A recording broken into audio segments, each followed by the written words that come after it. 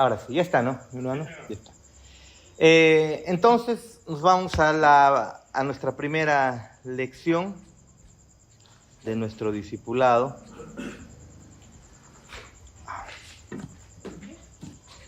Vamos a ver.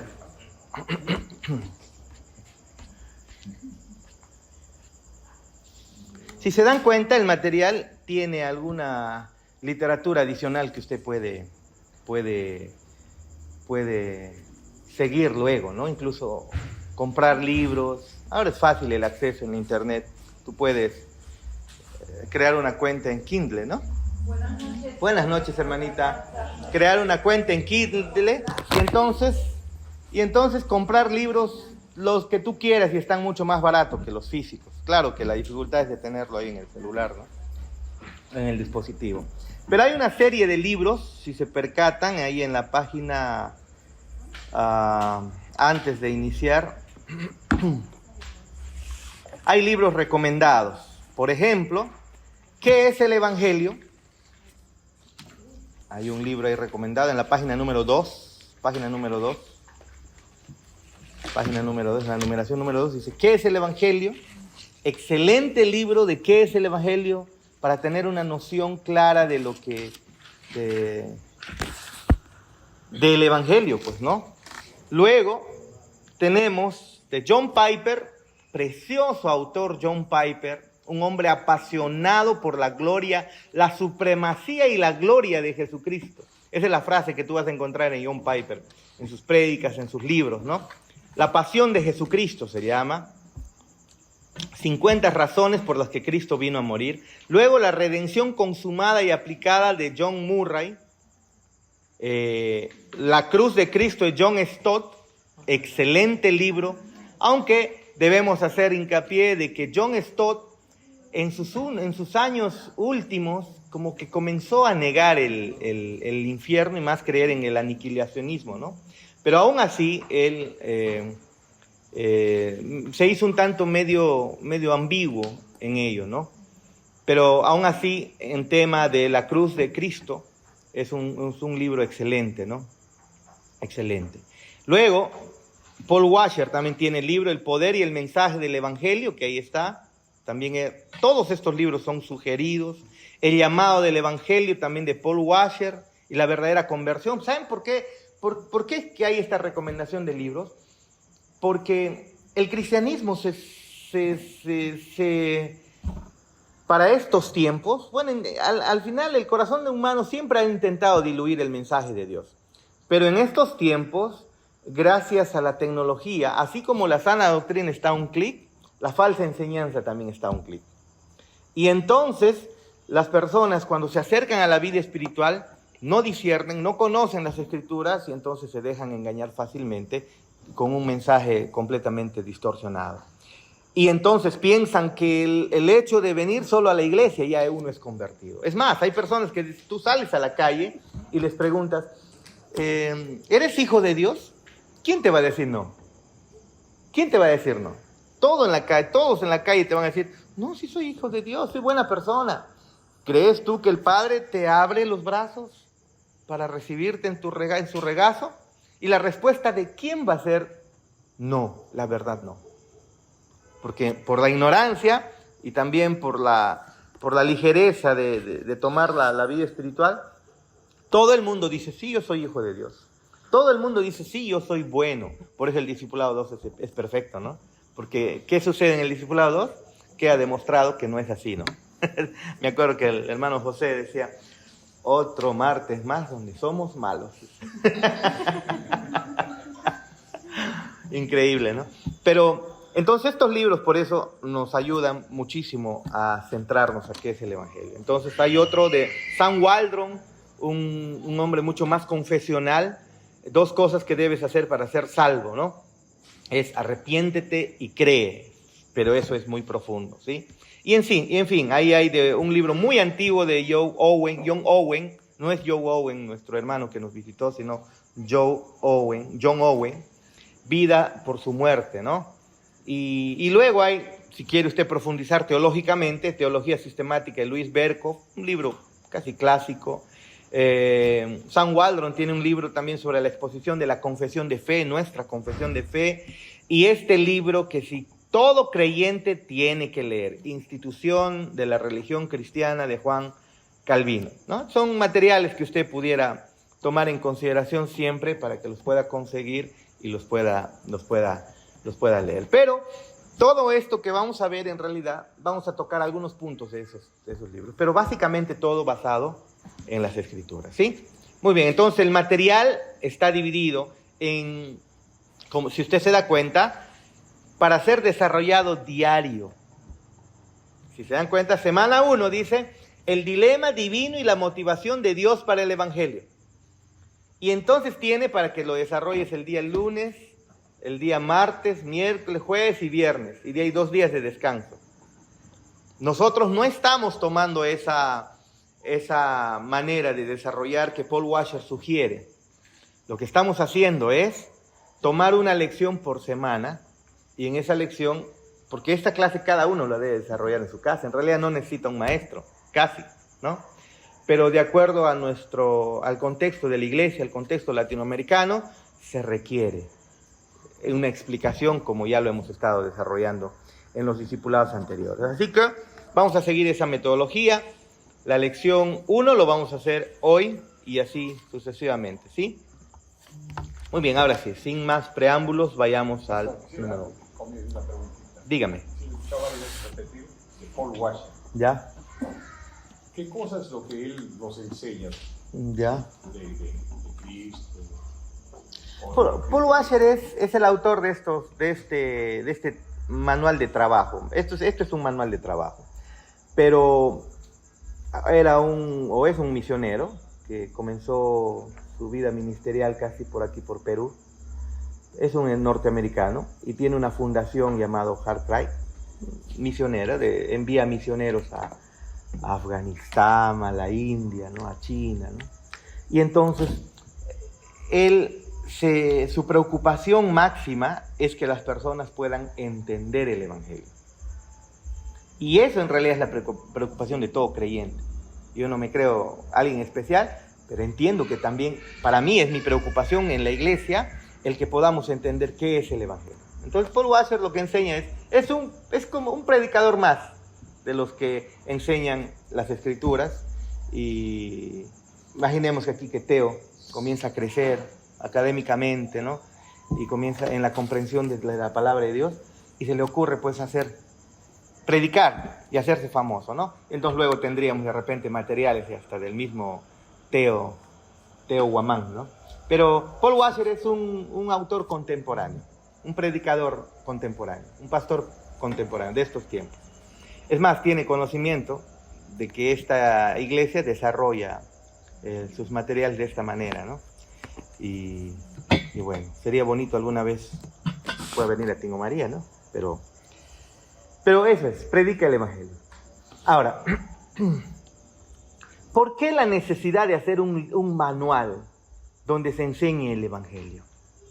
Yo quiero recordar un poco lo que pasó con nosotros en la iglesia hace mucho tiempo. Cuando el 2013 comencé a hacerme cargo de las casas de paz, se llamaba en la iglesia, habían como 54 o 64 casas de paz, no me recuerdo, son células, donde la célula más grande tenía como 50 miembros en la iglesia. La iglesia era algo de 550 miembros, era la iglesia. Nosotros ahora somos como la 10ª parte, ¿no? De lo que éramos antes. Bueno, ahora ya no tanto 10ª parte, ¿no? Un poquito más. Pero las sillas se llenaban hasta atrás, pues, ¿no? ¿Te acuerdas, no, Chanita? Davis, llenecita la iglesia.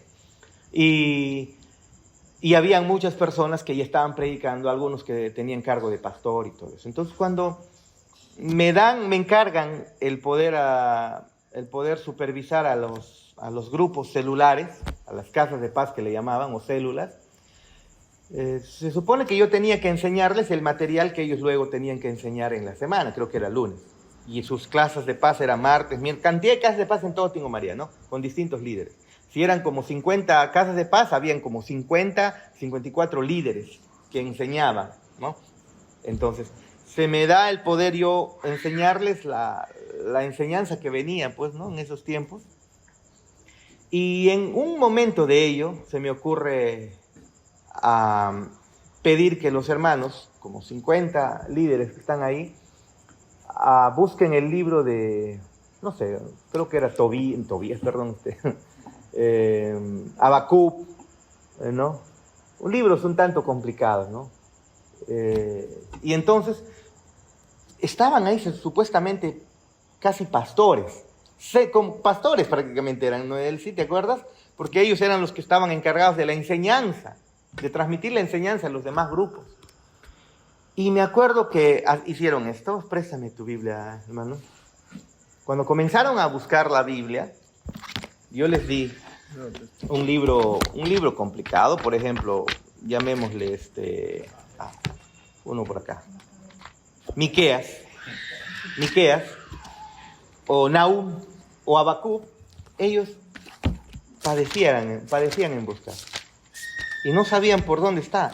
Y en eso veo, me acuerdo claramente que uno de los que se supone que ya era como pastor se va a la tabla al principio. ¿Dónde está ese libro? ¿No?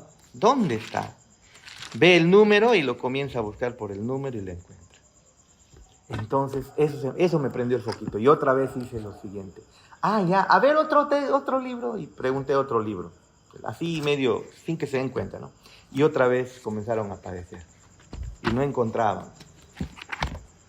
¿Qué es lo que estaba ocurriendo? Predicaban sin conocer. No conocían la Biblia. No sabían de Biblia. Y miren, yo no quiero ofender, pero todos aquí, creo que ya eso casi no ocurre acá, pero todos aquí decimos que somos creyentes y que amamos la palabra. Si yo les doy un libro para buscar, el que está tomando seriedad la vida espiritual, va a encontrarlo rápido.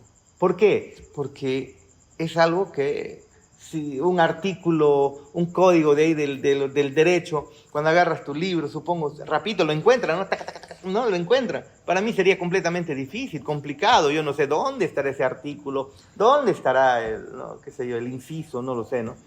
Pero en el caso de la Biblia es el libro por excelencia del creyente, a donde el creyente todos los días va, todos los días lo estudia para alimentarse espiritualmente. Pero hay una ignorancia terrible en el mundo evangélico, o en el mundo cristiano, o en el mundo que aquellos que creen que están desarrollando vida espiritual, que dicen creer en Dios. Su palabra no la conocen.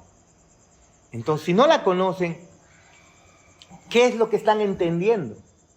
Porque el evangelio es el punto principal de lo que tratan las Escrituras. Y entonces cuando nosotros comenzamos a ver a los predicadores de estos tiempos, no están predicando el evangelio, lo que están haciendo es tomar enseñanzas de la Biblia aisladas al tema principal y están distorsionando el mensaje y están engañando a muchísima gente. Eso ha sido, desde siempre ha sido así. En estos tiempos no es diferente, incluso está haciendo mucho peor. ¿Qué vamos a enseñar si no conocemos? La Biblia es nuestro manual de estudio por excelencia. Necesitamos conocerla, porque si no la conocemos, la Biblia habla acerca de ese precioso evangelio con el cual el Señor nos ha salvado, nos ha rescatado. Pero si no sabemos qué es el evangelio, ¿cómo entonces entender si realmente de qué Dios me está salvando? La Biblia dice en Romanos 1:16, yo no me avergüenzo del evangelio porque es poder de Dios para salvación. Pero pregunta, si yo no creo en el evangelio, ¿puedo ser salvo? Yo les quiero hacer una pregunta simple, no me la van a responder porque tampoco quiero que puedan sentirse incómodos, pero es solamente para ustedes. En la iglesia lo hemos hecho varias veces y lo vamos a seguir haciendo. Pregúntate, ¿qué es el evangelio? ¿Qué es el evangelio? ¿Es ir a la iglesia? No, no es ir a la iglesia. ¿Es cantar y hacerte parte de una congregación? No es. ¿Estar en un discipulado como esto? No, no es ese el evangelio.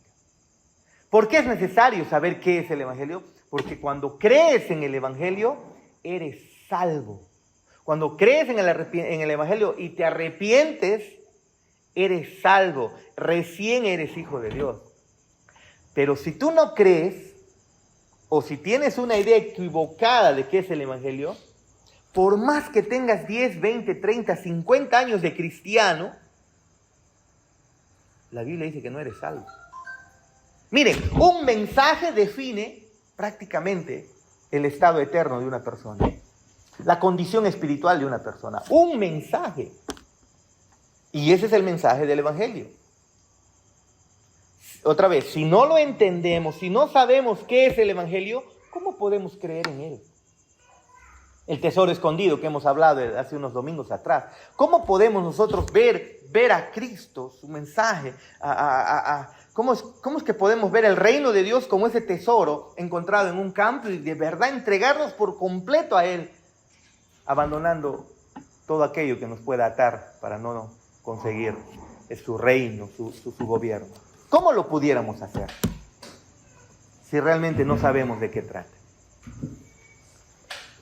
Por eso es que en este material vamos a pasar, como les dije, un año, tal vez año y medio, estudiando, profundizando, de a poquito, para que usted entienda qué es el Evangelio. Al término de esto, hermanos, usted ya debe saber definir completamente qué es el Evangelio. Y si usted ya lo sabe, pues va a quedar bien afianzado. Es fundamental que así sea, es fundamental que la iglesia pase este proceso. Otra vez, permítanme recordarles. Este mensaje, el mensaje del Evangelio, define tu estado espiritual. No importa si eres pastor, no importa si eres cura o el papa, no importa si eres Paul Washer, si no conoces el Evangelio, no eres hijo de Dios, porque no puedes creer en él. Entonces este mensaje es fundamental. El curso se llama Descubriendo el Glorioso Evangelio, ¿sí? Y comienza con el dilema divino y el Evangelio. Vamos a leer juntos. Usted sabe cuál es ya la temática, la manera como desarrollamos el material. Les voy a ayudar con la lectura juntos y luego vamos a hacer unos pequeños comentarios, ¿sí? Primero veamos entonces el dilema divino y el Evangelio. El dilema divino y el Evangelio. Leamos juntos, ¿sí? Está en la página 7, ¿no? Página 7. ¿Cómo dice? Ya. He mandado al grupo el material. Revíselo ahí y el domingo ya Liliana les va a entregar su material, ¿sí? Todos en el WhatsApp he mandado el material.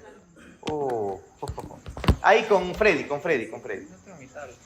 ¿Tú tienes tablet? Ya, aquí te va a prestar, él tiene tablet. Esto le va a prestar.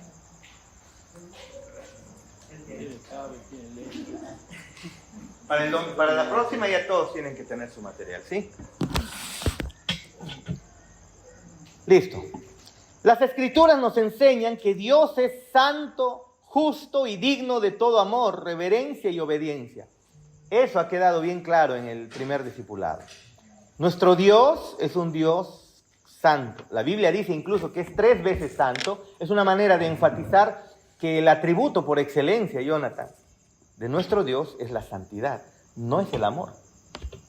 A diferencia de lo que se piensa, incluso en las calcomanías que vemos en los carros o en las casas, dice, Dios es amor. O sonríe, Jesús te ama, ¿no? Una frase acuñada por los años 70 aproximadamente, ¿no? Con Billy Graham, si mal no recuerdo. Sonríe, Dios te ama. Ese no es el mensaje de la Biblia, aunque suena bonito. No es sonríe, Dios te ama. No es eso. Es arrepiéntete. Ese es el mensaje. Arrepiéntete. Arrepiéntete reconociendo quién eres. ¿Por qué? Porque Dios es, en primer lugar, es santo. Él es amor, claro que es amor. Este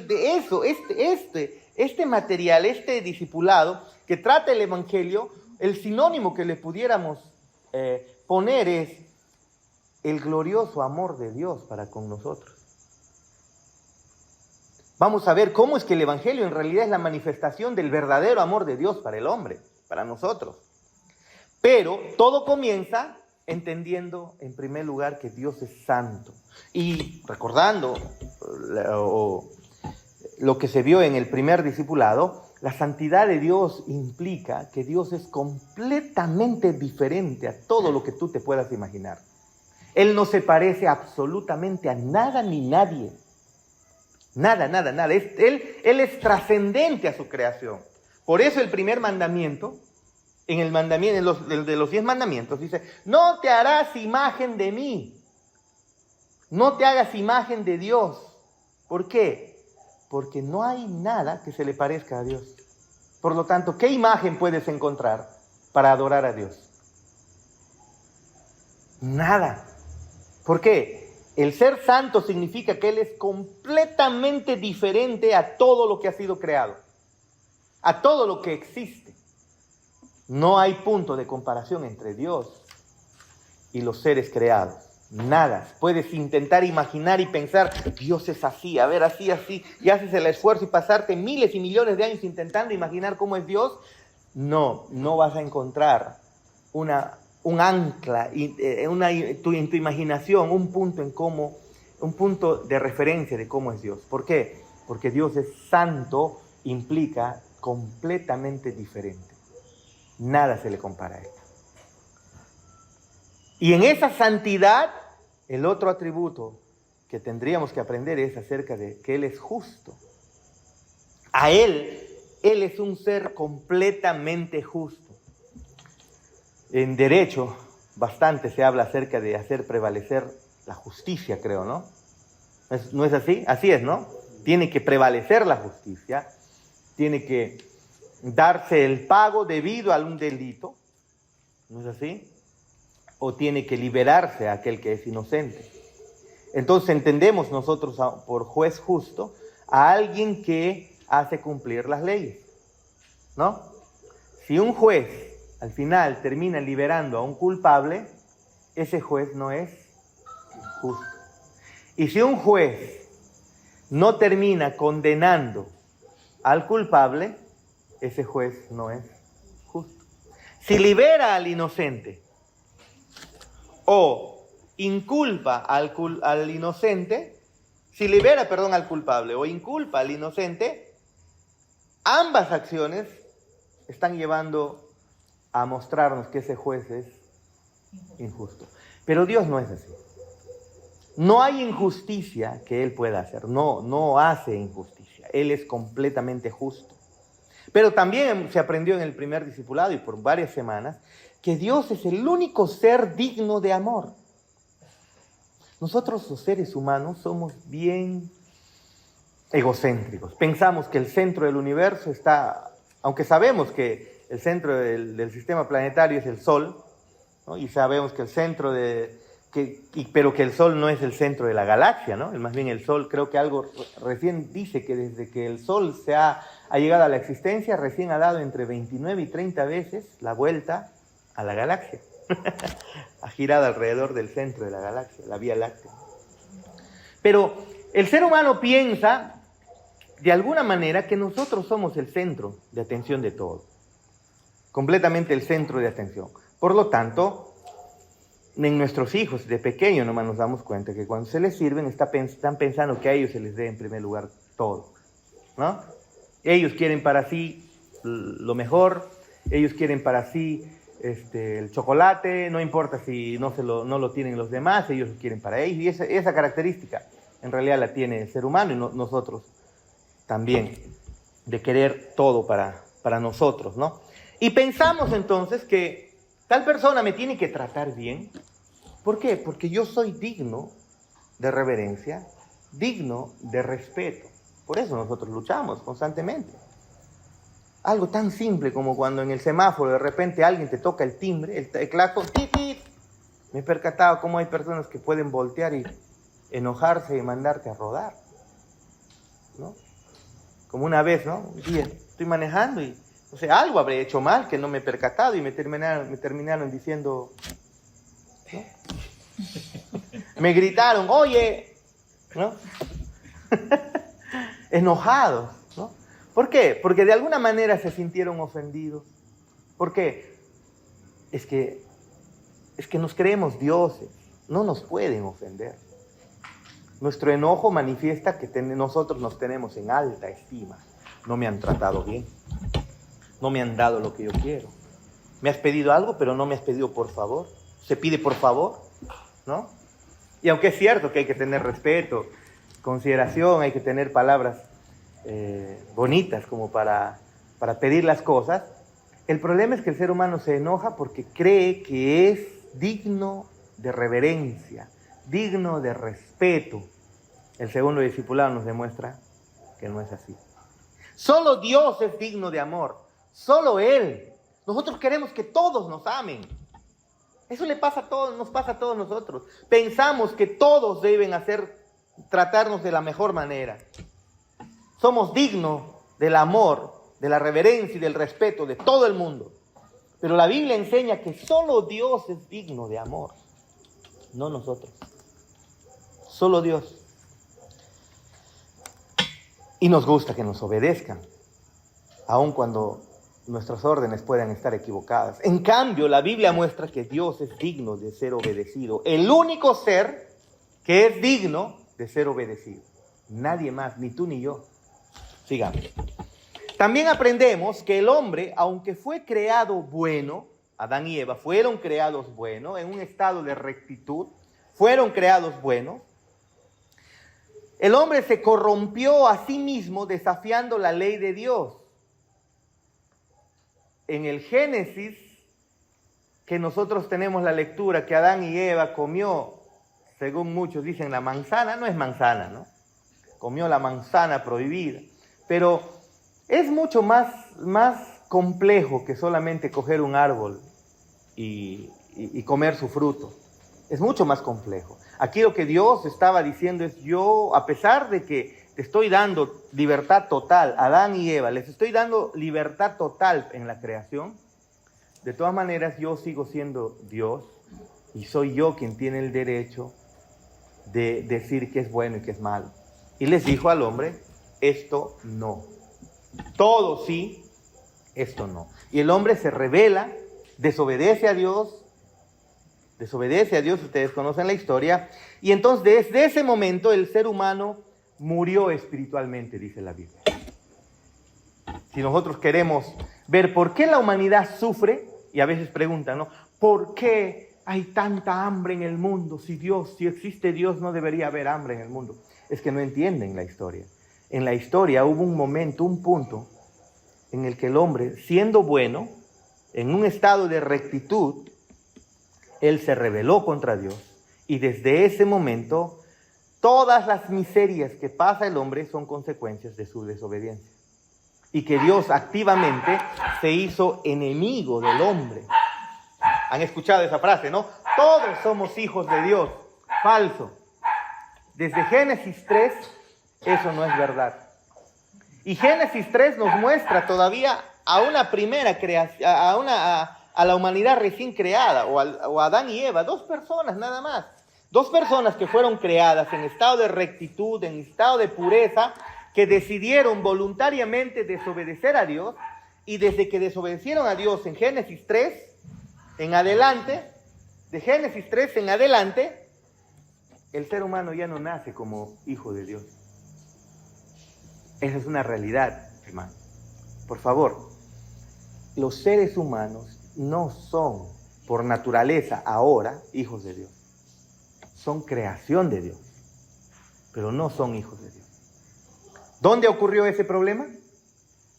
Génesis 3, en la caída del hombre, cuando se rebeló en contra de Dios, haciendo caso a lo que Satanás les vendió la mentira, ¿no? No confíen en Dios, confíen. Él no es un ser tan bueno, no te puede poner prohibiciones. Así que coman. Y el hombre desobedeció. Comió, y entonces el ser humano, desde ese momento, dice la Biblia, cayó de su estado de rectitud. De ser hijo de Dios, la Biblia muestra, aunque no nos gusta, que el ser humano se convirtió en hijo ¿de quién? ¿De quién? Satanás. Aunque somos creación de Dios, lastimosamente, la rebelión delante de Dios transformó al ser humano, como dice la Biblia, hijos del enemigo, o no hijos de Dios, pero como lo dice bien claro, hijos de Satanás. Sigamos. Entonces, también aprendemos que el hombre, aunque fue creado bueno, se corrompió a sí mismo, desafió la ley de Dios y se expuso al juicio divino. Dios le había dicho a Adán y Eva: el día que tú pecas, el día que tú comieres de ese árbol, ciertamente morirás. Génesis nos muestra eso. Por favor, léanlo. Abran su Biblia y vean en el primer capítulo para que...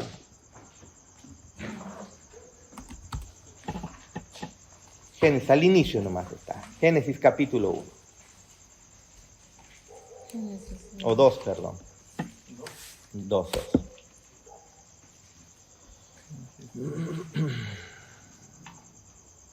2:15 dice. Génesis 2:15. Tomó pues Jehová Dios al hombre y lo puso en el huerto del Edén para que lo labrara y lo guardase. Esta palabrita guardara y labrase resume muchísimo la orden de Dios ahí, ¿no? Recuerden que Génesis es un resumen así bien comprimido para que podamos tener, para que quede como registro en toda la historia, ¿no? Pero aquí hay mucho que se puede desdoblar. Pero, de todas maneras, Dios le dice: tienes libertad total. Y mandó Jehová Dios al hombre diciendo: de todo árbol del huerto podrás comer. Es decir, libertad total en el huerto. Excepto, más del árbol de la ciencia y del bien y del mal no comerás, porque el día que de él comieres ciertamente morirás. ¿Qué es lo que le está diciendo Dios? Soy yo quien decide qué es lo bueno y qué es lo malo. Y si yo te digo que ese árbol no lo comas, no porque el árbol de verdad tenía un veneno o algo así, sino solo Dios está diciendo: soy el creador, soy Dios, soy el que decide qué es bueno y qué es malo. Confía. Nada más. No es que agarra una manzana y se lo comió rico de hambre, ¿no? No es eso. Solo le está diciendo: soy yo quien decide qué es lo bueno y lo malo. Solo confía.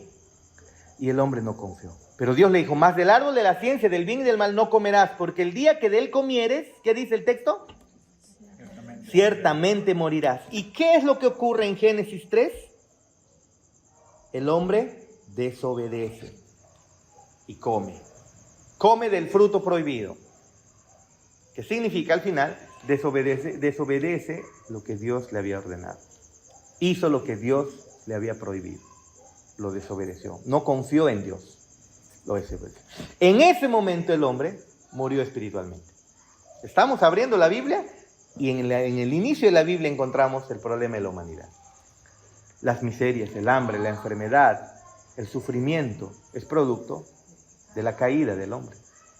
Es producto de la desobediencia del hombre. Esa es la respuesta a todos los males. ¿Por qué si Dios es bueno? ¿Por qué hay tanta maldad? No. El asunto es que Dios creó al hombre bueno, pero después de haberlo creado bueno, lastimosamente el hombre se rebeló. Y entonces ahora, como parte de la justicia de Dios, Dios decretó que el ser humano, por su justicia, porque es santo y porque es justo, decretó que el ser humano tenga que pagar las consecuencias de sus propios actos, los de los cuales él es responsable, el ser humano. Pero no quedó así. El ser humano dejó de ser hijo de Dios, se hizo creación de Dios, espiritualmente dejó de ser hijo de Dios, pero en el tiempo Dios iba a restaurar eso, y de eso se trata la historia de la Biblia. De cómo Él enviaría a su Hijo para morir en nuestro lugar, para imputar nuestra maldad, nuestro pecado en Cristo, a Cristo, y para que la justicia y la perfección de Cristo se nos sea imputada a nosotros. Son términos legales eso, ¿no es así? La imputación son términos legales. Y eso es lo que ocurre, y de eso es lo que trata las Escrituras, ¿sí? Sigamos. Entonces el hombre, cuando cayó en pecado en Génesis 2, cada uno de nosotros nos expusimos al juicio divino, a la sentencia divina, separados de la gloria de Dios.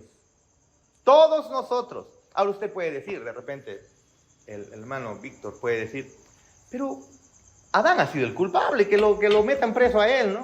De repente, en terminología actual, ¿no?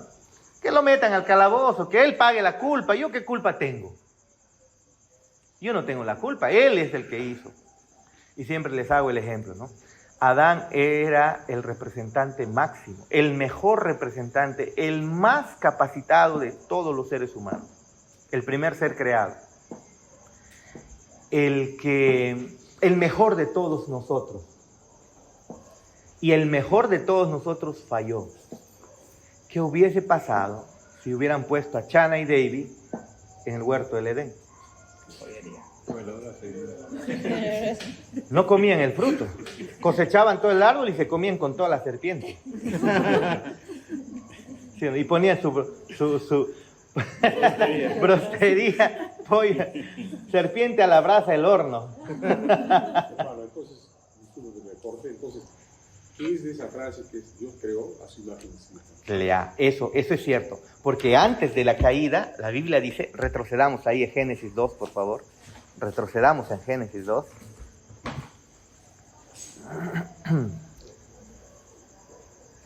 O en el 1, por favor, 1:26 debe ser, a ver. Génesis 1:26. Dice, entonces dijo, mira, el Génesis 1 es antes del pecado, ¿eh? Génesis 3 es pecado. Génesis 1 dice, entonces dijo Dios, hagamos al hombre a nuestra imagen, conforme a nuestra semejanza, y señoreen los peces del mar, en las aves de los cielos, las bestias, en toda la tierra, en todo animal. ¿Qué significa la imagen y semejanza de Dios en el hombre? Aunque yo les dije que no hay nada que se le compare a Dios, sí hay, o sea, nadie se le compara a Dios, pero también en medio de ello, Dios, si queremos ver cómo es Dios, solo tenemos que ver al ser humano, y no estoy hablando de forma. Imagen y semejanza no se refiere a manos, a pies, a ojos, ¿no? En el primer discipulado aprendíamos que Dios es espíritu. Los espíritus no tienen cuerpo. Dios no tiene cuerpo. Claro, ahora Cristo encarnado tiene cuerpo, Cristo, ¿no? Hace 2000 años. Pero antes de eso, Dios no tiene ojos, no tiene piernas, no tiene nada. Por eso es que dice, pues no te hagas imagen. En Éxodo 20, claro, dice de los mandamientos, no te hagas imagen porque nada lo representa. ¿Qué le va a representar? Ninguna imagen. Pero la Biblia dice que Dios tiene brazos, ¿no? Pero también la Biblia dice que Dios tiene plumas. Bajo sus alas te cubrirá. ¿Qué es eso? Lo que pasa es que Dios está usando lenguaje antropomórfico. Está atribuyéndose a sí mismo características humanas, características de animales, para comunicarnos algo de Él. Cuando dice, por ejemplo, que Él tiene brazos que nos sostiene, ¿de verdad hay un brazo tremendo en el universo sosteniendo el universo? ¿Te imaginas del tamañazo? No es que hay un brazo. Los espíritus no se ven. La misma Biblia dice que nadie ha visto a Dios. Absolutamente nadie ha visto a Dios. Si usted encuentra personas que dicen, yo he visto a Dios. No, la Biblia dice nadie ha visto a Dios. Nadie, solo Cristo, ¿no? Nadie más ha visto a Dios. Entonces, pero en Génesis vemos que el ser humano cae. Pero en Génesis 1 vemos que Dios lo hizo a su imagen, conforme y semejanza. Y esa imagen y semejanza no es forma. No, espiritual.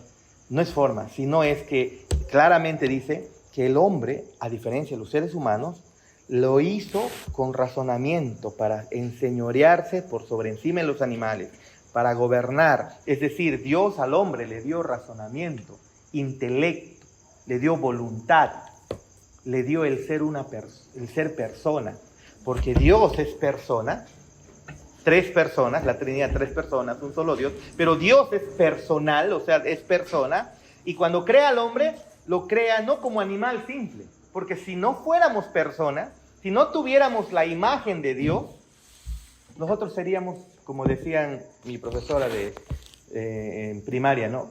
El ser humano es un animal superior, ¿no? Nada más. Animales racionales, perdón. Eso es lo que escuchábamos en el pasado, ¿no? Los seres humanos son animales racionales. ¿Y cuáles son los animales no racionales? Pues todos aquellos que no son seres humanos. No somos solo animales racionales. Ese racionamiento, el ser persona, el ser relacionales, nos lo dio Dios. Vino de Él. La imagen y su semejanza, o la imago Dei, eso significa que nos hizo personas. Él es persona y nos hizo personas. El gorila, el perro, no tienen la capacidad de relacionarse como nosotros, de ser personas. El perro, el león mata sin ningún sentido de culpa a la cría de los demás, a otros leones, y no pasa nada, mata y no pasa nada. El ser humano no es así, se le ha dado una moral, se le ha dado razonamiento, se le ha dado una voluntad. ¿De dónde vino eso? ¿De dónde vino? De Dios, porque Dios dice, hagamos al hombre a nuestra imagen, conforme a nuestra semejanza. ¿Qué significa la imago Dei entonces? La imagen conforme a la semejanza, que Él es un ser personal, o sea, persona, e hizo personas. Eso es. Hizo personas. No está hablando de forma. Por eso que no nos importa cómo ha sido el rostro de Cristo. No es necesario. Porque cuando dice la Biblia que cuando vino Cristo, Él es la imagen visible del Dios invisible. Pero espérate, si es importante la imagen física para poder conocer a Dios, ¿por qué no nos ha dejado una foto en la Biblia o un dibujo bien hecho de cómo era Cristo? No nos ha dejado eso. ¿Qué nos ha dejado la Biblia? Su personalidad. Cristo mostró la personalidad del Padre. Porque Cristo es la imagen visible de su persona, pues. No de su imagen en el sentido de cuerpo. Más bien la imagen Dios la toma, o la forma, Dios tomó la forma del hombre que había creado. ¿Sí? Ya, pero muy bien, lo que vamos ahí. Dios lo hizo al hombre conforme a su imagen y semejanza. Eso está en Génesis 1. El hombre era recto, el hombre era bueno, el hombre era hijo de Dios. Pero cuando avanzamos a Génesis 3, el hombre se distorsiona, se revela. Y desde ese momento el hombre sigue teniendo la imagen de Dios, pero distorsionada. Distorsionada, caída. Sí, vamos, está bien, excelente. Usted conoce bastante la palabra de Dios y nosotros, yo estoy acá para aprender, ¿no? Quiero aprender. Eso es hermoso. Y entonces, aquí me cae una pregunta a usted que habla de, ¿no?, de la imagen y semejanza de Dios. Entonces, la creación del hombre, en general, se refiere a que Dios creó al hombre. Al hombre, entonces, las teorías que hay en el mundo, usted sabe que hay un montón de teorías, ¿no?, que descendemos de animales, del mono, y así parece. La teoría cosmozoica, sí, y todo eso. Esas teorías, claro, frente a la Biblia no tienen valor. No, pues, porque son teorías. Y justamente eso, ¿no? Son teorías. Cuando te enseñan en la universidad ahora mismo, en biología, Joy, que llevó el año pasado, llevó biología, y el biólogo puso ahí como título teorías del origen de la vida. Y entonces teoría cosmozoica, teoría quimiosintética, ¿no? En fin. Y dentro de esas teorías incluso está la teoría creacionista. Interesante. No le dan importancia, para nada, pero le ponen como teoría. Pero ninguna de esas teorías científicamente ha sido comprobada. El método científico está basado en que tú tienes que replicar un evento para poder demostrar algo, ¿no? Replicarlo en un ambiente controlado. ¿Cómo puedes tú ir al pasado y ver lo que ha ocurrido? No se puede hacer. Por eso son teorías. La teoría de la evolución es eso justamente, teorías, nada más. Y en el discipulado 1 y el discipulado 2, especialmente en el discipulado 1 hemos hablado acerca bastante del hombre y cómo es que incluso fue creado, ¿no? En el discipulado 2 también vimos cómo es que el ser humano, en realidad, si nos damos cuenta, no es diferente a los animales. Porque lo que nos conforma es los mismos elementos químicos. Veíamos que cuando el ser humano muere, y si muere al lado de un árbol, de un pasto, ¿no?, todos los elementos químicos comienzan a descomponerse del cuerpo y son transmitidos a las plantas. Viene un caballo, viene una vaca, se lo come y los elementos que estaban en ti pasaron a la vaca. Luego la vaca lo procesa y los elementos químicos que estaban en ti terminan una parte en el excremento y otra parte en la leche, en su piel. Luego tú te comes la vaca y si de repente era tu vaca, te comiste parte de los elementos químicos que estaban en tu familia. No somos diferentes a los animales en el sentido biológico. Todos estamos hechos de los mismos elementos químicos. Todos, absolutamente todos. Pero ahí viene la imagen y semejanza. Nos hizo personas. No nos hizo animales solamente. Si no, le daríamos la razón a mi profesora de primaria, que somos animales, solo animales racionales. Pero no, somos personas. Pensamos, tenemos voluntad. Y el hombre, cuando cae en pecado, hace uso de eso que Dios le dio, voluntad. Y el hombre, por su cuenta, decidió desobedecer a Dios. No fue robot, no lo creó como robot. Si lo hubiera creado como robot, entonces el hombre no hubiera pecado. Obedece nomás. Dios dijo, no se come, ¿no? Eso sería un robot. Pero Dios lo hizo con voluntad, con autodeterminación. Y el hombre hizo uso de esa voluntad y autodeterminación y cayó en pecado. Y que cuando cae en pecado, la Biblia nos muestra que el hombre pierde, se distorsiona su imagen, se distorsiona su semejanza, se distorsiona ello. Y ahora el hombre, aunque ama, ese amor está empañado de pecado. Y ahora el hombre, aunque trabaja, su trabajo está empañado de pecado todavía. Y aunque el hombre sigue viviendo, su vida está empañada de pecado. Y la demostración de ello es que el primer mandamiento de Dios dice, ama al Señor con toda tu alma, con toda tu mente, con todo tu ser. Ese es el más grande de los mandamientos. ¿Quién lo cumple? ¿Puedes cumplir ese mandamiento, Jonathan, siendo creyente? ¿El apóstol Pablo pudo haberlo cumplido? Siendo el apóstol Pablo. María, la madre de Jesús, la madre, el instrumento de Dios para encarnar a Cristo, ¿habrá cumplido ese primer mandamiento? La Biblia muestra que nadie cumple, nadie es perfecto. No hay justo ni aún uno. Todos pecamos, inclusive María, inclusive José, los hermanos de Jesús, los hijos de María y de José. Todos pecamos. Estamos hablando de José, dice. Todos fallamos, todos pecamos, todos manifestamos la maldad que hay dentro de nosotros. Eso en el discipulado 2 quedó claro, pero un ejemplo sencillo. Nosotros nos sentimos buenos, pero en realidad lo somos. Si yo me comparo con Chana, de repente yo digo, no, Chana, estamos exagerando, ¿verdad? De repente se va a fiestas, ¿no? Fiestas por aquí, por allá, con David se pierden cada fin de semana, perdidos, trapos ahí, metidos en negocios ilícitos. Yo les veo, de repente están, qué sé yo, narcotráfico. Y yo les veo, no, yo no soy así.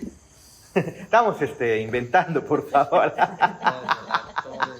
No va a decir que la próxima semana, como acá hay abogados, nadie quiere involucrarse, nadie viene a clase. De miedo, no tan metido en qué cosas. Pero tal vez yo puedo verme delante de ella y yo puedo parecer mucho mejor. Pero la Biblia no dice que el estándar sea otro ser humano. La Biblia dice que el estándar es Dios. Tienes que compararte con Dios. Y cuando nos comparamos con Dios, nadie salimos librados. Absolutamente nadie. Nadie. Todos somos pecadores, dice la Biblia. Y aunque tal vez no estamos manifestando nuestros pecados de manera grosera, la Biblia también enseña que eso es porque Dios restringe nuestra maldad. Pero cada uno de nosotros somos capaces de hacer las peores maldades. Solamente piensa las cosas que has imaginado, pero que nunca llegaste a hacer. Que lo deseaste, pero no lo hiciste, por miedo a la ley, por miedo a la reputación, pero lo deseaste, pasó por tu mente. Todos. Entonces, desde que el hombre cae en pecado, el hombre se distorsiona la imagen y semejanza de Dios. ¿Tiene el hombre la imagen y semejanza de Dios ahora? Sí la tiene, pero caída, distorsionada. Y justamente la historia de la Biblia es que Dios va a restaurar eso en el hombre.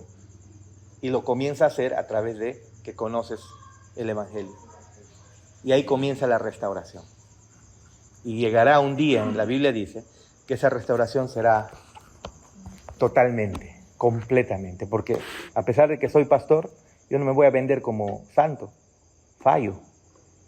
Claro, el estándar es Dios, no son los otros hombres. Tal vez delante de Teo puedo haber evitado ya muchos pecados, pero delante de Dios no soy perfecto.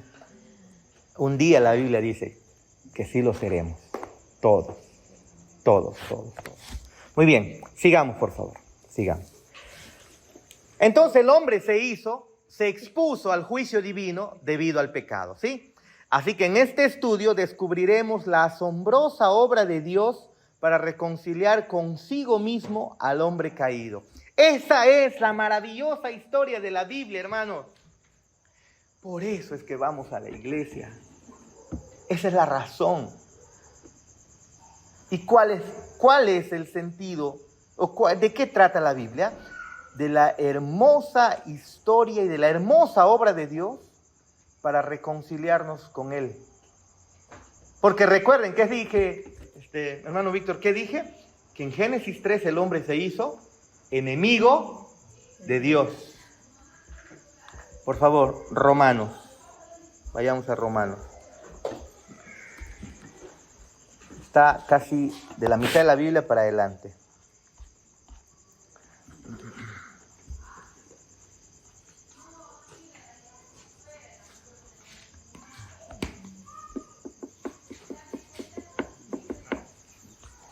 Pastor, después de Génesis 3 se ve que el hombre quiere acercarse a Génesis Dios. 3. Claro, cuando el hombre fue creado, excelente pregunta, mira, el hombre fue creado para vivir en comunión con Dios. Cuando crea a Dios al hombre, en Génesis, lo crea para tener comunión con Él. El hombre está en comunión con Dios, ¿sí? En Génesis. Pero cuando eso se rompe, Dios expulsa al hombre del huerto, lo expulsa de la comunión con Él. Y entonces el hombre comienza a experimentar todo tipo de miserias, ¿no? Y hemos visto que las miserias, las insatisfacciones, las enfermedades, es una manera de Dios decirle, ¿no? Nuestras inseguridades, nuestros sufrimientos, es una manera de Dios decirnos, ¡hey, hay algo malo que tiene que ser restaurado! Porque así no fuimos creados. Nuestras penurias. Yo tengo que irme a Lima a hacer chequeos por algo que puede ser un poquito delicado. ¿Por qué es eso? Es una manera de Dios demostrarme, hay algo que está mal en el hombre y que tiene que ser restaurado, porque no fue creado para el sufrimiento, no fue creado para las penas, para la angustia, la insatisfacción, la ansiedad. Todo es el reflejo de habernos separado de Dios, ¿sí? Entonces, pero el hombre fue creado para tener comunión con Dios. Pero cuando cae en pecado, ahora el hombre como fue creado para tener comunión espiritual, pero ahora el hombre está cegado por su pecado, aún busca esa comunión, llenar ese vacío que solo Dios puede llenarlo. Y comienza, si se dan cuenta, el hombre a buscar adorar a Dios, pero en su pecado comienza a adorar imágenes. Comienza a adorar, en el caso de los incas, al sol. En otros países, en otros pueblos, tanto en la India, ¿no? ¿Cuántos? Cientos y cientos y cientos de dioses. Tienen miles de dioses. Hasta la rata es un dios ahí. Con el deseo de la vaca, ¿no? De ahí sale el término vaca sagrada, ¿no? Porque no comen vacas, no matan vacas, ¿no? Hay hambruna ahí, pero con las vacas pudieran aplacar bastante la hambruna, pero no se lo comen, solo la leche nomás. Pero entonces, el hombre en esa insatisfacción busca llenar ese vacío y comienza a adorar muchas cosas. En cada pueblo, en cada tribu, en toda la historia vas a encontrar que de alguna manera están buscando acercarse a la vida espiritual, pero en medio de su pecado no lo van a hacer correctamente. Y lo último, hasta niegan a Dios. El ateísmo es algo extraño en la Biblia. En la Biblia no existe el ateo. Solo existen personas que niegan la verdad. Miren lo que dice en Romanos 3. Romanos 3:11 dice, no hay justo ni aun uno. No hay quien entienda. No hay quien busque a Dios. Romanos 3:11, ¿no? 3:10. Como está escrito, no hay justo ni aun uno. No hay quien entienda. Eso se aplica a ti y a mí, ¿eh? No hay quien busque a Dios. Espérense, pero nosotros estamos buscando a Dios. Claro, si el Señor no nos empuja, no lo buscamos. Hay personas que están con 90 años y nunca han querido acercarse al Señor. Si nosotros nos estamos acercando, es Él quien nos está empujando hacia Él. Eso no viene de ti ni de mí. La Biblia dice, no hay quien busque a Dios. ¿Qué más? Todos se desviaron. ¿Todos? ¿Qué significa todos? Todos, pues. Todos se desviaron, a una se hicieron inútiles. No hay quien haga lo bueno. No hay ni siquiera uno. Sepulcro abierto es su garganta. Con su lengua engañan. Veneno de áspidos hay debajo de sus labios. Su boca está llena de maldición y de amargura. Sus pies se apresuran a derramar sangre. Quebranto y desventura hay en sus caminos y no conocieron camino de paz. No hay temor de Dios delante de sus ojos. Solamente quieren a Dios para que los bendiga, para que los sane, para que les solucione sus problemas. Un ejemplo de eso, ¿han visto los bautizos de niños? Se sale de la iglesia, se bautiza, se hace toda la ceremonia, se le echa el agua bendita y después que el Señor bendiga a mi hijo, ¿no? Que bendiga a mi familia, ¿no? Que me echen el agua bendita, pero saliendo de eso, Señor, o sea, ya seguí el ritual, ahora no te metes en mi vida, vamos a celebrar el bautismo. ¿Sí o no? ¿Han visto, no? ¿O es que estoy inventando? ¿Qué le está diciendo el hombre a Dios? Bendíceme, o sea, usa tu poder para hacer mi vida de lo mejor, pero no te metas en mi vida, no lo puedes gobernar. Yo quiero seguir haciendo lo que me da la gana. Es lo que dice el texto. No hay justo ni aun uno. Todos se desviaron y en eso estamos cada uno de nosotros aunque está en él. ¿Se dan cuenta? Todos. Entonces, el ser humano, ¿qué se hizo? Enemigo de Dios. Y la historia de la Biblia es la asombrosa historia de cómo Dios va a reconciliar a sus enemigos consigo mismo. De eso trata este material de trabajo. De cómo Dios va a reconciliar, hasta dónde estuvo dispuesto Dios a hacer, avanzar, qué estuvo dispuesto a hacer para que el hombre, siendo enemigo voluntariamente, ahora se haga no solamente amigo, sino su hijo. Y no solamente su hijo, dice la Biblia, coheredero juntamente con Cristo. ¿qué es lo que Dios hizo? Para que el ser humano sea tratado como Cristo incluso. Como si nunca hubiese fallado. De eso se trata la Biblia. De eso trata el Evangelio. Amén. A ver, hasta ahí preguntas. Hemos hecho una introducción grande, ¿no? Es que no hay todavía material, así que me está dando lugar para poder hacer la introducción. ¿Alguna pregunta? Pri, te veo con rostro de preguntar. No, está comentando que es la historia de nuestra redención. Exacto. Nuestra postura como sido redimidos. Y con lo que preguntaba yo también menciono porque en la Biblia dice que Dios veía tanto el obrar de Noé como también el de Abraham. Y presumía pues que ellos buscaban de Dios. ¿Qué es lo que inicia con Adán y Eva también cuando ellos inculpan en sus hijos Caín, ¿no? De que se levantaran en un camino a Dios. O sea, había esa relación de buscar a Dios. Yo presumía que en cierta manera es de parte de ellos, o ahora como usted lo aclara un poco, es la misma naturaleza que ejerce Dios sobre nosotros de buscar, ¿no? Pero en el estado caído lo hacemos mal, ¿no? El ser humano, en vez de buscar correctamente a Dios, en vez de ver la creación como dice Romanos 9, miren lo que dice Romanos 9.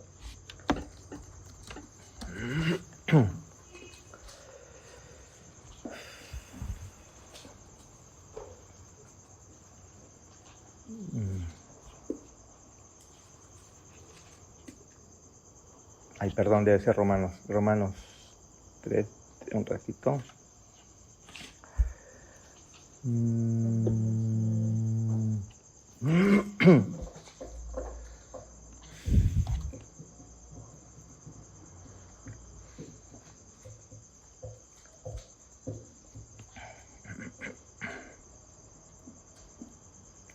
Ya, Romanos 1:18.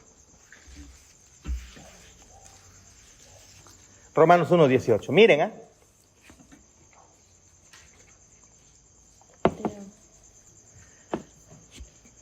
Porque la ira de Dios, Romanos 1:18, la ira de Dios, el enojo de Dios, desde Génesis 3, se revela desde el cielo contra toda impiedad e injusticia de los hombres, pero ya queda claro que es tu impiedad y mi impiedad, que detienen con injusticia la verdad de Dios, porque lo que de Dios se conoce les es manifiesto, pues Dios se lo manifestó. O sea, Dios lo que está diciendo es, cada ser humano en realidad no debería negar a Dios, debería buscar a Dios y encontrar a Dios.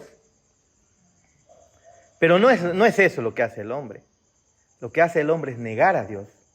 Pero dice, 19, porque lo que de Dios se conoce les es manifiesto. O sea, Dios se ha dado a conocer en la creación, a través de la creación. Porque las cosas invisibles de Él, su eterno poder y su deidad, se hacen claramente visibles desde la creación del mundo, siendo entendidas por medio de las cosas hechas, de modo que ningún ser humano tiene excusa. Nadie puede decir no hay Dios.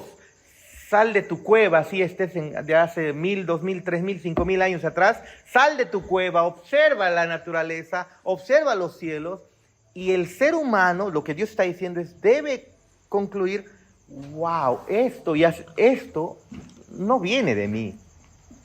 Esto alguien lo hizo. Y nosotros mismos vemos con ello, ¿no? La complejidad, por ejemplo, de la membrana, o de la membrana, en la bacteria creo que es pared celular. Sí, creo que es pared celular. Para que en esa bacteria, una bacteria procariota, simple, donde su ADN adentro está desnudo, se puedan dar las reacciones metabólicas, tiene que ocurrir de manera secuencial una serie de reacciones para que esa bacteria pueda continuar con vida, para que pueda continuar multiplicándose, para que el ser humano, sus células, también estemos con vida. Tiene que haber cientos y cientos de reacciones en cadena exactas y precisas, que basta que se quiebre una, no hay vida. ¿Cómo puede haber tanta exactitud en ello? Los científicos deben ver y observar, wow, la creación. Hay un Dios, y buscar a ese Dios, adorarlo. Pero mira lo que dice, porque las cosas, versículo 20, las cosas invisibles de Dios, su eterno poder y su deidad, se hacen claramente visibles desde la creación del mundo, siendo entendidas por medio de las cosas hechas. Mira el universo, de modo que nadie tiene excusa. 21. Pues habiendo conocido a Dios, claro que se le conoció a Dios, Él es el creador. No le glorificaron como a Dios ni le dieron gracias, sino que se envanecieron en sus razonamientos y su necio corazón fue entenebrecido. Profesando ser sabios se hicieron, ¿qué dice? Necios. Y cambiaron la gloria del Dios incorruptible, que no debes hacer imágenes, en semejanza de imagen de hombre corruptible. Y comenzaron a adorar seres humanos. En toda la historia se hizo eso. Ya antes de seres humanos, aves. Dice ahí, adoraron aves, cuadrúpedos, reptiles. Ahí están los incas también, ¿no? Que adoraban al cóndor, al puma. Por lo cual también Dios los entregó a la inmundicia de las... Es decir, el ser humano en su estado de pecado, en vez de ver, hay un Dios y buscarlo como lo hizo Job, ¿no? No hizo eso Job, como lo hizo Noé. No hicieron eso. Lo que hicieron es hacer imágenes. El ser humano siempre busca, el ser humano es un adorador por excelencia. El asunto es que no adora a Dios. Siempre busca adorar o su trabajo. No están en el trabajo así, ¿no? Pero o sea, basta que le pongan la prioridad por sobre todas las cosas. Su reputación, una chica, un chico, los hijos, cualquier cosa que esté por sobre encima de Dios, te convierte en idólatra, te hace idólatra. Y hasta tú mismo, ¿no? El ser humano desde antes, en vez de adorar a Dios, ha buscado adorar cualquier otra cosa. Imágenes de hombres, dice acá, o sea, uno mismo puede ser, animales e incluso hasta la misma creación. ¿Ve? En vez, miren, 24, por lo cual también Dios los entregó a la inmundicia en las concupiscencias de sus corazones, de modo que deshonraron entre sí mismos sus propios cuerpos, ya que cambiaron la verdad de Dios por la mentira, honrando y dando culto ¿a quién? A las criaturas antes que al Creador. Esa es la historia de la humanidad, hermanos. El cual es bendito por los siglos de los siglos. ¿Y qué pasa cuando no adoras a Dios? 26. Dios los entregó a pasiones vergonzosas, pues aún sus mujeres cambiaron el uso natural por el que es contra naturaleza. Y de igual modo, también los hombres, dejando el uso natural de la mujer, se encendieron en su lascivia, hombres con hombres, ¿no? Cometiendo hechos vergonzosos, hombres con hombres, y recibiendo en sí mismo la retribución debida a su extravío. Y como ellos no aprobaron tener en cuenta a Dios, fueron entregados a una mente reprobada. Y ahí todo, mírame, ¿qué es lo que hacen? Estando atestados de toda injusticia, fornicación, perversidad, avaricia, maldad, llenos de envidia, homicidios, contiendas, engaños, malignidades, murmuradores, detractores, aborrecedores de Dios, injuriosos, soberbios, altivos, inventores de males, desobedientes a los padres. Nosotros pensamos que solo la homosexualidad es pecado. Pensamos de repente que solo el asesinato es pecado. Desobedientes a los padres. Inventores de malos, ¿no? Necios, desleales, sin afecto natural, implacables, sin misericordia, quienes habiendo entendido el juicio de Dios, que los que practican tales cosas, ¿qué son? Dignos de muerte. No solo las hacen, sino que también se complacen con los que las practican. Ese es el ser humano, enemigo de Dios. Y nuestro estudio trata de cómo Dios a su enemigo lo va a reconciliar consigo mismo. Esa es la historia. De eso trata nuestro material. Pastor, entonces, todo esto en resumen, ¿por qué hace el hombre comete todos estos pecados? ¿Porque quiere igualarse a Dios? Lo que en el relato de Adán y Eva, del Génesis, mira, regresemos a Génesis, capítulo 3. Escuchen lo que dice Génesis, capítulo 3.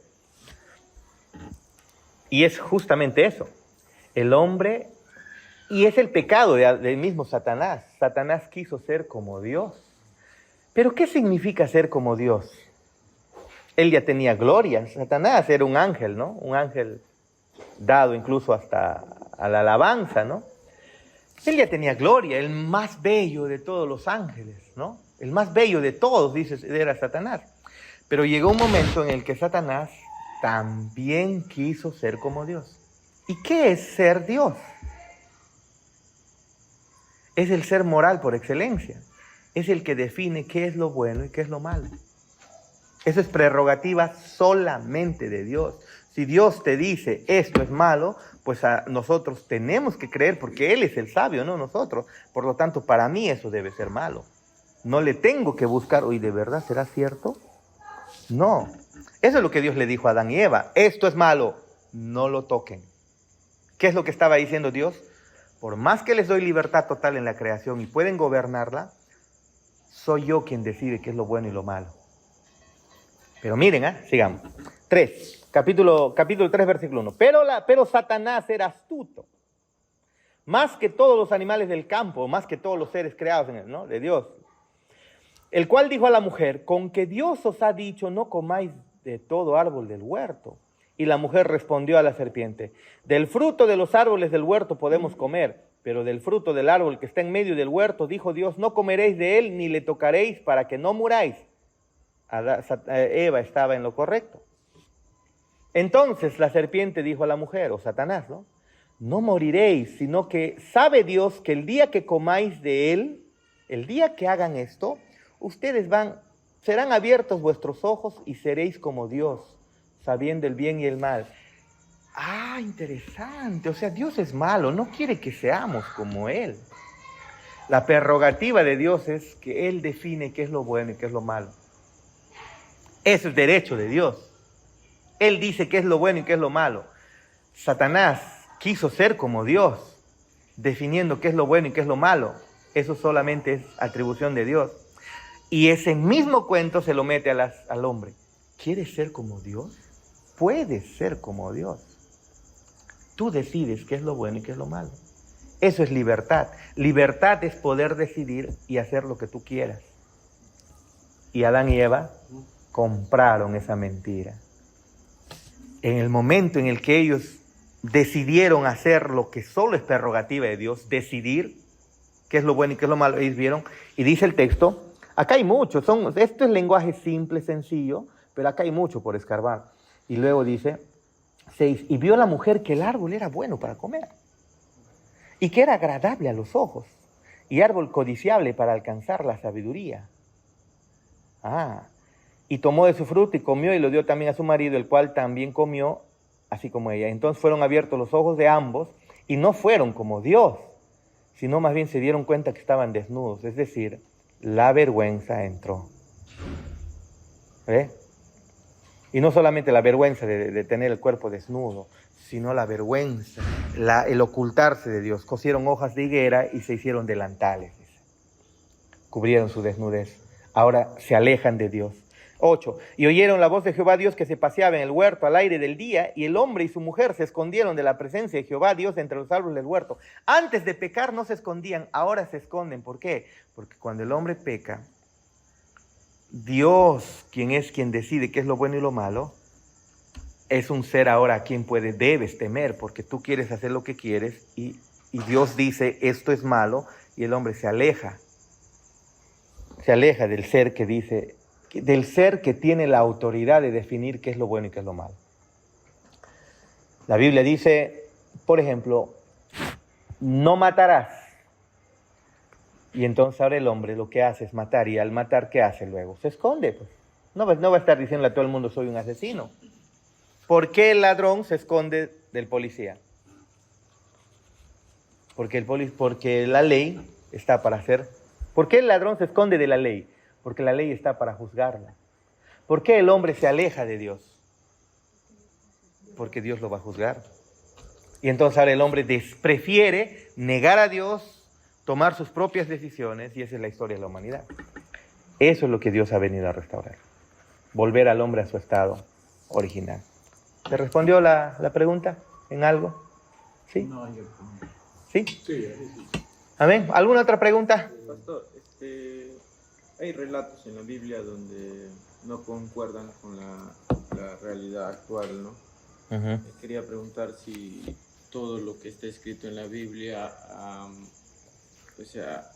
hay relatos, por ejemplo, como en Deuteronomio 22, 29, un hombre viola a una mujer. Uh-huh. Entonces dice la Biblia, entonces el hombre que se acostó con ella dará 50 ciclos de plata al padre de la joven y será su mujer, ¿no? Uh-huh. Actualmente eso sería una aberración. Ajá. Entonces yo decía como que después de Génesis 3, el hombre ya no es un bendito por Dios, ¿no? Sino tiene maldición. Uh-huh.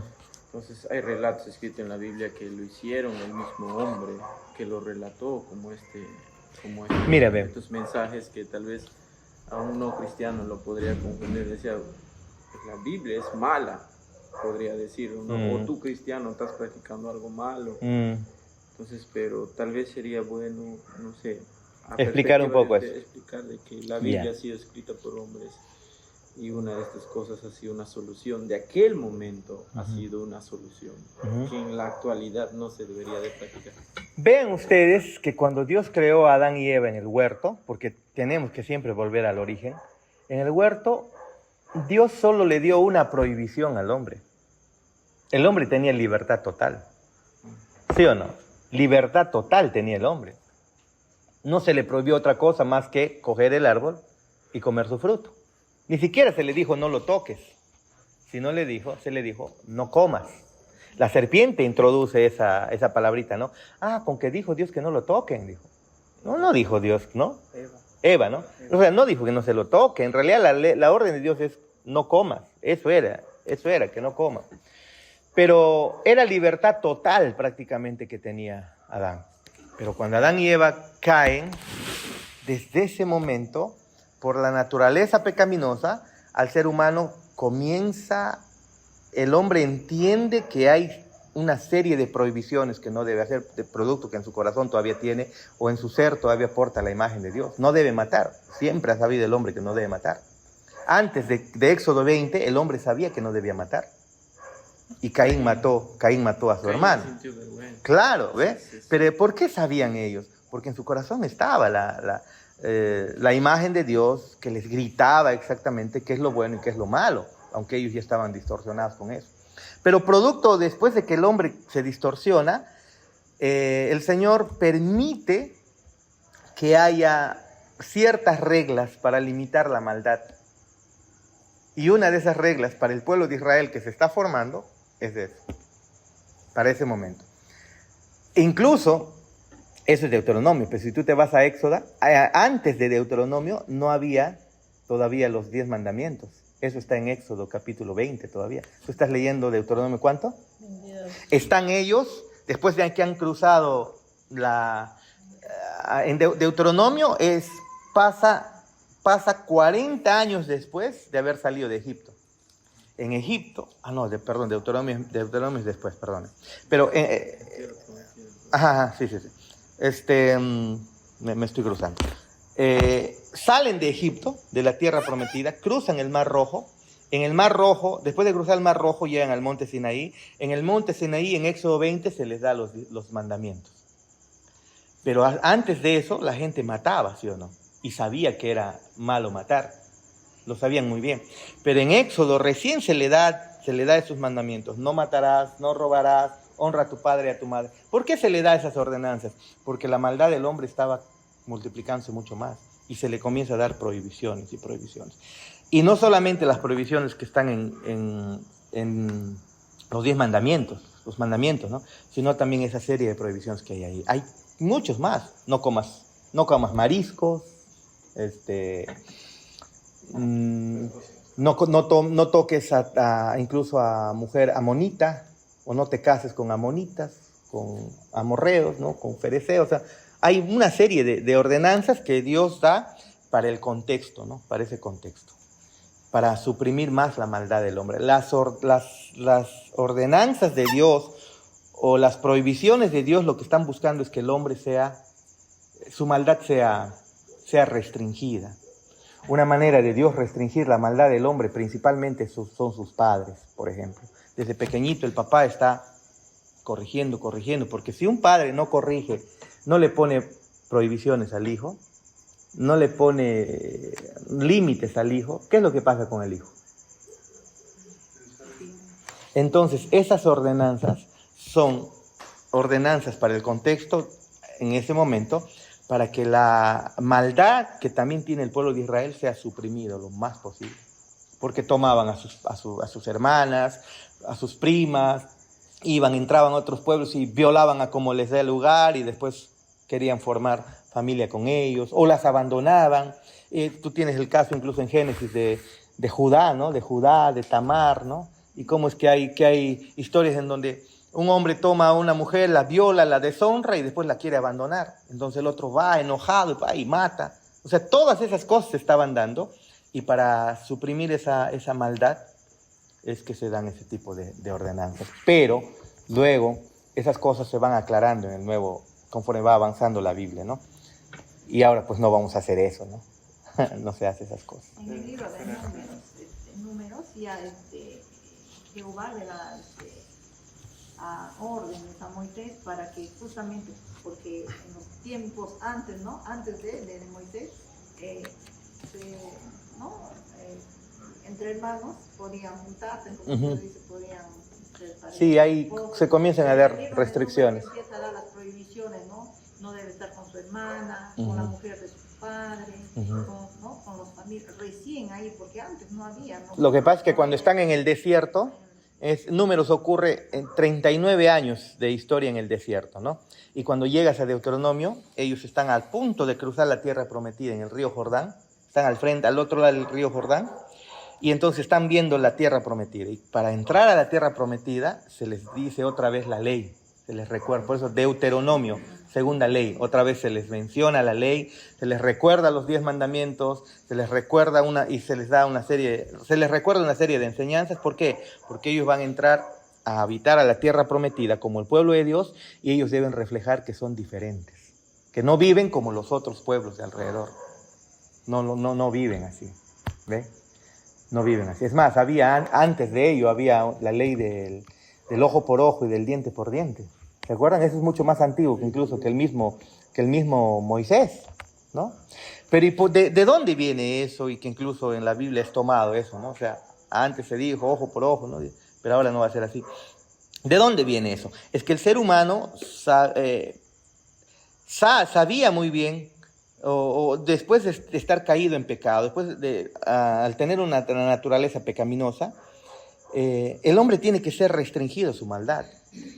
Y entonces, de alguna manera, el Señor ha permitido que hayan leyes, como por ejemplo el ojo por ojo. ¿Por qué? Para que la maldad no se vaya mucho más allá. Si alguien te hacía daño en el pasado, lo que hacían era, mataban a su carnero, venían y mataban a todos sus carneros, inclusive con toda la familia.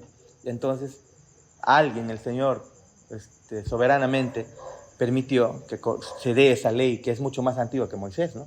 La ley del talión, ¿no? El ojo por ojo y el diente por diente. Es decir, solamente puedes hacer mal de acuerdo a lo que te hicieron. Pero luego eso es quebrantado. Incluso dice, más bien perdona a tus enemigos y no pagues mal por bien, ¿no? Pero eso es progresivo, se va enseñando. No, pues era orales eran. Era tradición, mandamientos orales transmitidos de generación en generación. Pastor, pero esa ley, ojo por ojo, la ley del talión que llamamos, y que el Perú se ha dado en la época ahora contemporánea. Yo soy parte del testigo de eso porque en la época del Sendero Luminoso, el ejército y la policía podían combatir, porque era un fenómeno subversivo distinto a lo que habían sido educados los policías y todos actuales. Entonces, por ahí apareció un general del ejército, Clemente Noel, que también vino acá a Ayacucho. Él estuvo en Ayacucho y dijo públicamente, porque hay escritos, ¿no? O sea, hay periódicos, ¿cierto? Donde decía, si Sendero mata a uno, el ejército debe matar a dos. Y por eso que en Ayacucho hubo pues un Churacá y todas esas matanzas que echaban la culpa a otros, pero en realidad era la misma Fuerza Armada. Sí, pues. Vinieron acá, a esta zona, porque acá viene todavía el 83, y el 83 acá arrasan de la misma manera. ¿No es cierto? En las noches había, me acuerdo el capitán Ali que había acá, de eso estoy testigo, pues les digo. Salir a las noches con gente que era ya, se habían enrolado, habían traicionado su partido comunista, iban y los desaparecían. Sí. Los desaparecían, ahí está el mismo Ollantumala, que iba a ser presidente, los que cargaban a la gente, los de lo que sea, subían un helicóptero de 10, 15 pulgadas y el monte lo botaban, ¿no? Sí. Y ahí morían. Y esa ley era justamente lo que se estaba dando acá. Pero a todo esto, lo que yo quiero es preguntarle. Usted ha hablado que el ser humano es racional. ¿No? Tiene libertad porque Dios nos ha dado esa libertad. Y entonces, todo lo que hacemos nosotros, sabemos lo que estamos haciendo.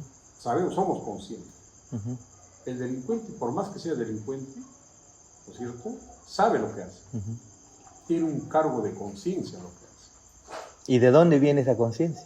A eso iba a cada uno. Si nosotros sabemos lo que hacemos y sabemos que tiene un cargo de conciencia, entonces, ¿de dónde viene ese cargo de conciencia? A eso iba mi pregunta. ¿Es Dios espiritualmente que está entre nosotros o qué es lo que está pasando, pastor? ¿De quién es la obra para nosotros saber lo que estamos haciendo mal o estamos haciendo bien? El ser humano es un ser dicótomo. Cuando fue creado en Génesis 1, 26, 27, dice que fue creado del polvo de la tierra, ¿no? O sea, la parte material fue creado de los elementos químicos de la tierra. Carbono, hidrógeno, nitrógeno, oxígeno, fósforo, todos los elementos químicos que están en el cuerpo fueron tomados de lo que Dios ya había creado. Los elementos químicos, ¿no? Que es común a la materia viva.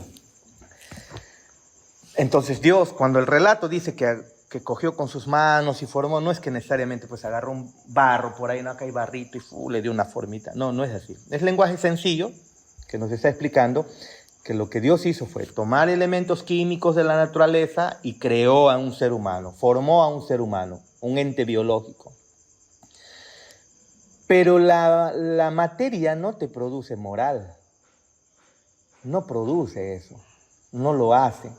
Entonces ahí entendemos. Pero aparte de haber creado, de una manera bien simple, está narrado, del polvo de la tierra, del barro de la tierra, formó un hombre, es decir, formó el cuerpo. Luego dice que le dio aliento de vida. Sopló sobre su nariz, dice, de una manera simple, recuerden que se está narrando, sopló sobre su nariz aliento de vida, es decir, le dio un espíritu. Y en ese espíritu, o sea, ahí es donde Dios lo está haciendo diferente a los humanos. Le está haciendo persona, con razonamiento. Ahí está su imagen. Y como imagen de Dios que carga el hombre entonces entiende qué es lo bueno, qué es lo malo, sabe qué es lo que debe hacer y qué es lo que no debe hacer. Por lo tanto, cuando el hombre falla ahora, hay una conciencia. ¿De dónde viene esa conciencia? ¿Viene de la biología nada más? No, viene de Dios, obviamente. Viene de Dios. La materia no puede producir moral. ¿Esa moral de quién viene? Del aliento de vida de Dios. No viene de la biología. Si no le hubiera dado Dios ese aliento de vida, o sea, el ser persona, el ser humano sería pues otro animal más. Con cuerpo, así como estamos, ¿no? Más evolucionado, como dice la ciencia. Pero nada de evolución, sino que nuestro Dios creó tantos animales, que los pulmones, cómo funcionan. Los pulmones en los seres, los mamíferos, son casi semejantes en todos los pulmones. Después de haber creado entonces al hombre, bueno, crea al hombre tomando la misma referencia que ha funcionado perfectamente, que funciona perfectamente, y le hizo al hombre un pulmón semejante a los demás animales. No tiene nada que ver con evolución. Hizo extremidades y entonces, bueno, el hombre, para que sea mucho más funcional, pues las extremidades lo mejoró y punto. Pero la imagen y semejanza tiene que ver con ser persona, ¿ves? La moral, ¿no? El razonamiento, la moral, el sentido de qué es lo bueno y qué es lo malo. Eso viene de Dios. Por eso cuando alguien falla, en toda la historia de la humanidad se sabe que matar es malo. Antes de que haya los 10 mandamientos, antes de que haya la Biblia, el ser humano sabía que tomar la mujer ajena es mala, que tomar la propiedad ajena es mala, que matar es malo. Lo sabían. ¿Por qué lo sabían? Los incas, sin ni siquiera tener Biblia, Amayuya, Amaqueya, Amazúa. ¿De dónde viene esa moral? Es inherente al ser humano, viene de Dios. Amén. Ahí nos quedamos, mis amados hermanos.